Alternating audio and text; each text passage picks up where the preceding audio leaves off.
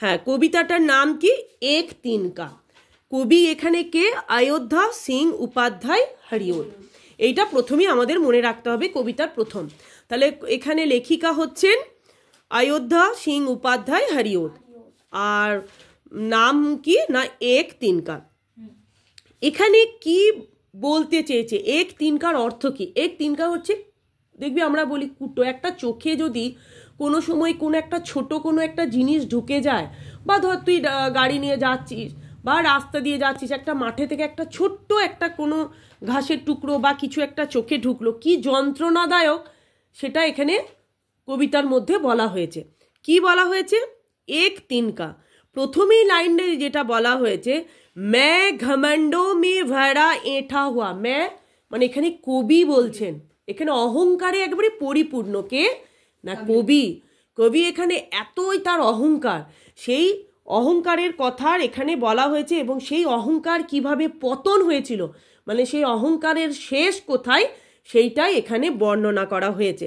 প্রথমে কবি এখানে কি বলছেন না, মে ঘমंडों में भरा एठा हुआ एक दिन जब था मुंडेर पर खड़ा। मुंडेर মানে হচ্ছে ব্যালকনি বা বারান্দা। आ अचानक दूर से उड़ता हुआ एक तिनका आंख में मेरी पड़ा। কবি এখানে কি বলছে না, একদিন আমি কি ছিলাম না, বারান্দার মধ্যে দাঁড়িয়েছিলাম, হঠাৎ একটা ছোট্ট টুকরো তিনকা মানে তিনকার কোনা আমার চোখে এসে ঢুকলো। তখন আমি বুঝতে পারলাম যে আমার কতটা আমার মানে কষ্ট এখানে, আমি তার সেটা আমি অনুভব করেছিলাম, যে আমি যে এই অহংকার করি, কিন্তু এই অহংকার এক নিমিষেই শেষ হয়ে যেতে পারে। কখন শেষ হয়ে যেতে পারে তার প্রমাণ হচ্ছে এই ঘটনাটা। বুঝতে পেরেছিস? সেকেন্ড স্ট্যান্জাটা কি বলছে ना, मैं झिझक उठा हुआ बेचैन सा लाल होकर आंख भी दुखने लगी, मूठ देने लोग कपड़े की लगे, ऐंठ बेचारी दबे पाँव भागी। দেখবি আমাদের কোনো কিছু চোখে ঢুকলে আমার মা বাবারা বলে যে চোখের মধ্যে হাফা নে, দেখবি পুঁটলির মধ্যে হাফা দিই, অনেকটা আরামদায়ক হয়। সেই কবির চোখে যখন সেই তিনকাটা এসে পড়ে, সে যখন অস্থির হয়ে যাচ্ছে যন্ত্রণায়, তখন কিছু লোক এসে সেই কাপড়ের মুঠি দিয়ে তার চোখটাকে মানে তার জ্বালা যন্ত্রণাটা অনেক কমাবার চেষ্টা করে। তখন সে কি পায়? অনেকটা রিলিফ পায়, অনেকটা শান্তি পায়। কে? কবি। সেই কথা এখানে দ্বিতীয় স্ট্যান্জাতে বলা হয়েছে। থার্ডে কি বলছে, जब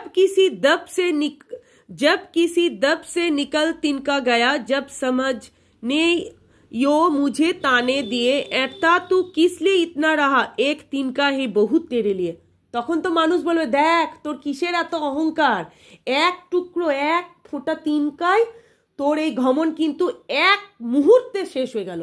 আমরা বলি না যে কোনো একটা যখন আমরা হঠাৎ করে কোনো খবর পাই, এটা ভালো খবর হতে পারে বা মানে খারাপ খবরও হতে পারে, দেখবি তখন আমাদের মনে হয় যেন কি আমাদের জীবনে একটা হয়ে গেল, তখন আমাদের পা মানে মাটি থেকে যেন সরে যায়। আমরা বলি পা যেন মাটি থেকে সরে যায়, সেই অর্থটাই বলছে এখানে। এক তিনকা হ্যায় বহুত তেরে লিয়ে, বলছে এক টুকরো তিনকাটাই তোর জন্য অনেক, যেটা তোর অহংকার খতম করতে পারে, অহংকার চূর্ণ বিচূর্ণ করতে পারে, অহংকার শেষ করে দিতে পারে।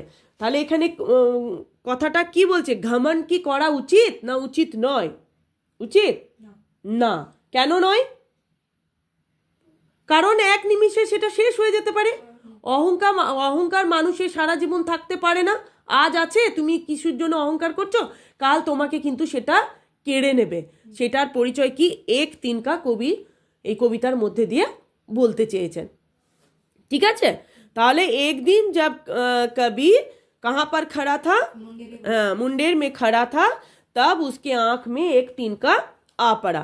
तब उसके समझ में आया कि उसका पीड़ा होने लगा, तब उसने पीड़ा होने लगी, सॉरी ये लेखिका है।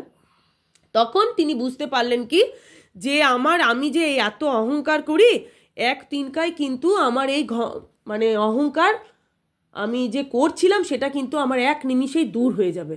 আমি যে যন্ত্রণা পেয়েছি সেই কষ্টটা কিন্তু আমি এর মধ্যে দিয়ে উপলব্ধি করতে পারলাম। ঠিক আছে? বুঝতে পেরেছিস?